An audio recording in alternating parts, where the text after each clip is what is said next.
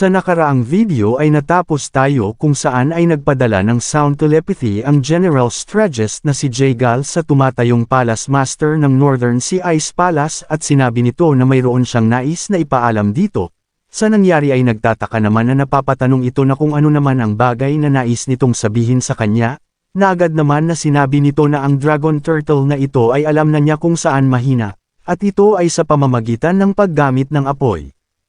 Sa kabilang banda naman ay agad na nag-utos ang pinuno ng Moyong clan sa mga kasamahan nito na agad na nilang pakawalan ang kanilang mga palaso patungo sa kinaroroonan ng malaking halimaw, na agad naman na sinunod ng kanyang mga kasamahan.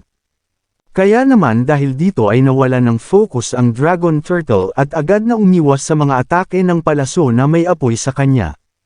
Sa isip naman ng pinuno ng Moyong clan ay masaya itong napapsabi ng pasasalamat sa kanyang mga ninuno sa kanyang isip dahil sa bagay na ito, dahil sa inakala nito na ang mga palaso na mayroong apoy ay walang magiging epekto sa halimaw na ito dahil sa hindi naman ito magagawang makatago sa makapal na kalistis ng halimaw, ngunit nagawang mapahina ng mga apoy ang mga pag-atake nito. Agad naman na nag-utos ang isa pang pinuno ng Wangbo clan sa mga kasama nito na ipagpatuloy lamang nila ang kanilang ginagawa. Ngunit nang magawang tumama ng isang palaso na may apoy sa katawan nito, ay nabigla naman ang dalawa. Kaya naman masaya nitong sinabi sa pinuno ng Moyong clan na gumagana nga ito laban sa halimaw na iyon, na sinang-ayunan naman ang isa. Ngunit sabi nito na masyado na silang madaming na isakripisyo sa kanilang mga kasamahan at tanging kalahati na lamang ng kanilang puwersa ang natitira. At bukod pa doon ay wala na din silang mga natitira pang mga palaso, kaya naman ay kakailanganin pa muna nilang puluting muli ang mga palaso na hindi tumama at napunta lamang sa lupa. Sabi naman dito ng pinuno ng Moyong clan na kung ganun ay kailangan na nilang tapusin ang problemang ito. Kaya naman ay agad nitong nilagyan ng langis ang kanyang sandata, dahil dito ay napatanong naman ang isang pinuno na kung ang binabalak ba nito ay sagudin na mismo ang malaking halimaw.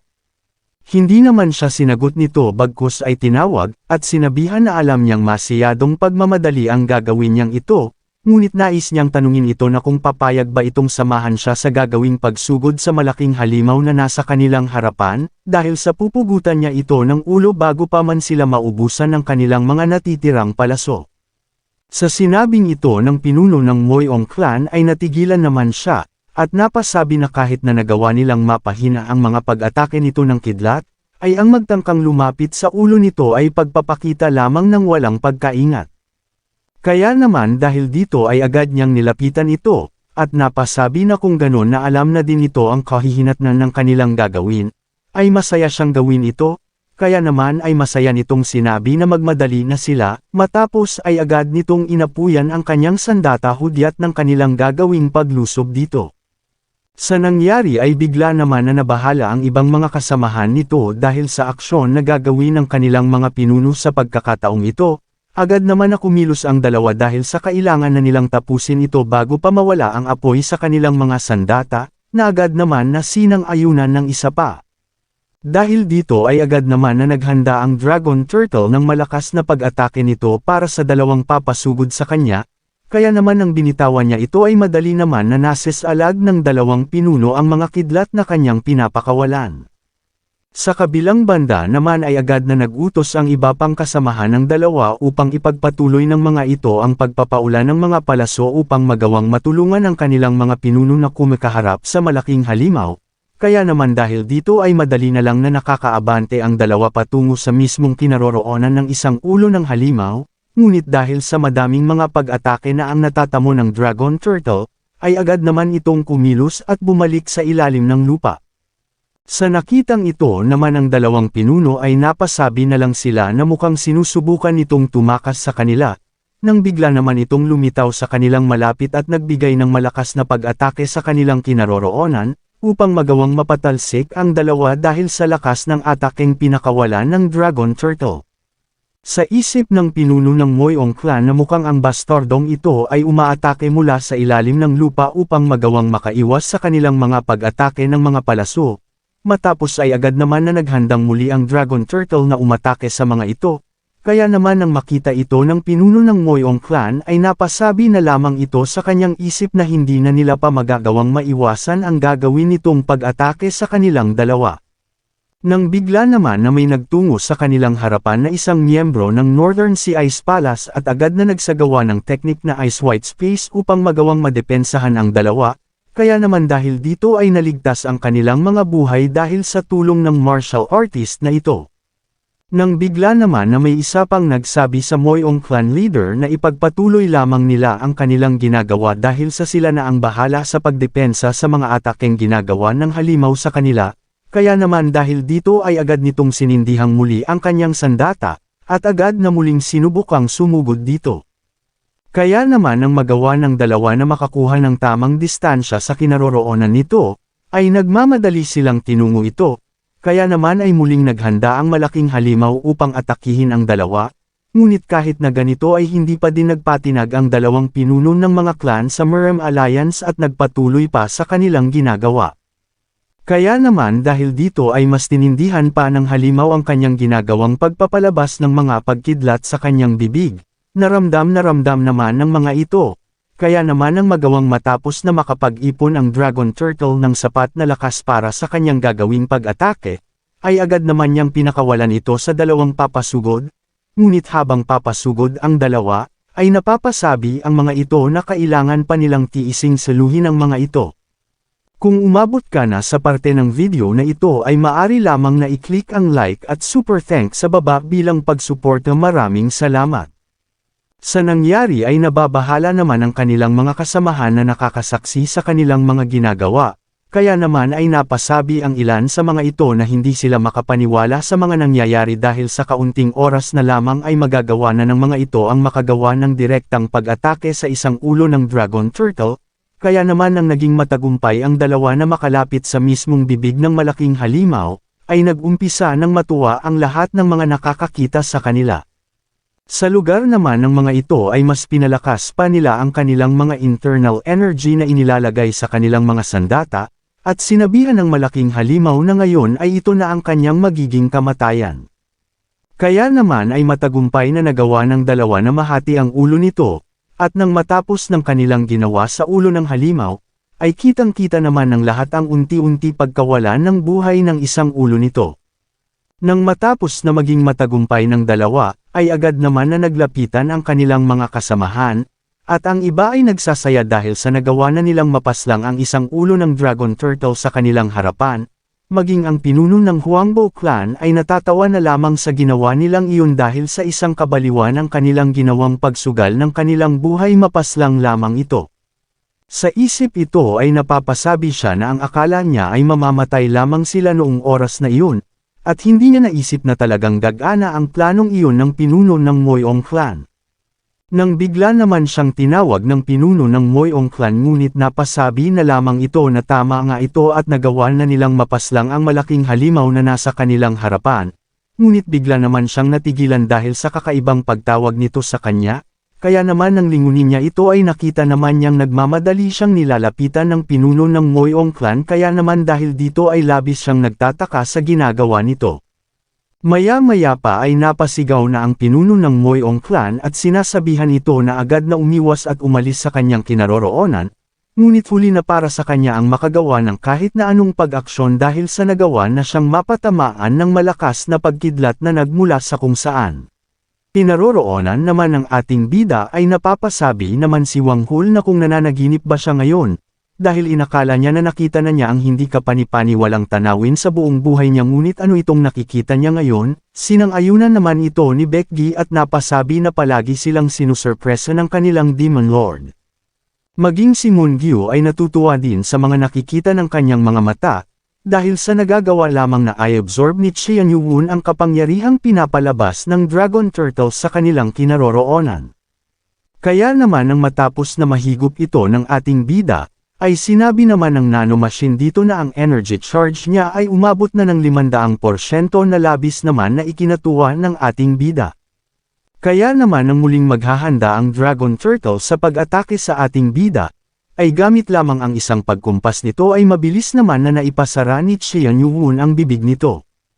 Dahil dito ay masaya naman siyang tinatanong ng ating bida na kung may problema ba ito, at kung bakit hindi niya muling gawin iyon, ngunit bigla na lamang na mas tinindihan ni Xianyuun ang ginagawa nitong pagkontrol sa bibig ng malaking halimaw upang magawang bumaon ng mga ngipin nito sa kanyang mismong bunganga. Kaya naman dahil dito ay agad na kumuha ng sandata si Xianyuun gamit ang kanyang void capture, at agad na inihanda upang gamiting pang-atake. Kaya naman ay agad nitong inutusan ang nanomachine na I-lock na ang kanyang target na agad naman na sinunod nito at sinabi na uumpisahan na nitong ipunan ng kanyang enerhiya gamit ang 200%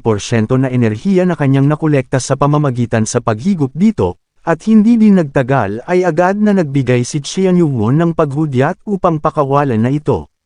Dahil dito ay agad na nagtungo ito sa kinaroroonan ng malaking halimaw habang kontrol ng ating bida ang pagtikam ng bibig nito. At hindi din nagtagal ay nang tumama ito sa ulo ng malaking halimaw, ay sa lakas ng pag-atakeng ginawa ng ating bida ay nagkapira-piraso ito sa maliliit na parte.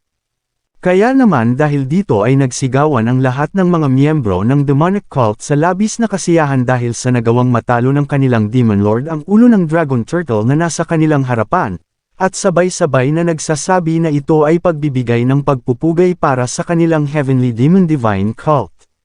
Matapos naman na bumagsak ng katawan ng dragon turtle ay agad naman na may lumabas na notifikasyon at sinasabi nito na ang kanyang natitirang enerhiya ay dahan-dahan na bumababa na mula sa 230% ay ngayon ay nasa 174% na lamang ito. Kaya naman dahil dito ay nagtataka naman na napapasabi ang ating bida sa kanyang isip na mukhang nagamit niya ang mga ito ng ganoon lamang kadali dahil sa hindi naman ito ang madalas na enerhiya na mayroon siya, at bukod pa doon ay nakakaramdam siya ng labis na pagkapagod dahil sa mabilis na paglabas ng mga true energy sa kanyang katawan, kaya naman sa tingin niya ay kahit na ganoon ay nagawa naman na niyang maasikaso ng mabilisan ang problema na mayroon sila sa lugar na ito.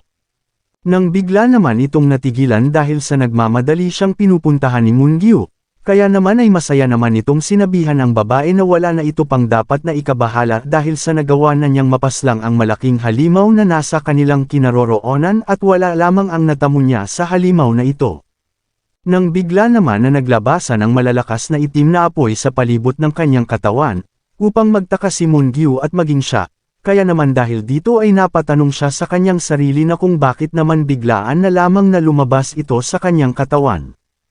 Nang bigla naman itong natigilan dahil sa muling nabuhay ang malaking halimaw na kanina lamang ay pinagpira-piraso na niya, at nagawang makapagbigay dito ng malakas na pag-atake upang agad naman siyang mapasalag. Kaya naman ay napapasabi ito sa kanyang isip na mukhang ang isang ito ay may kakayahang mag-regenerate ng kanyang sarili. At sa nakitang ito naman ni Moongyu ay labis siyang nag-aalala para sa ating bida.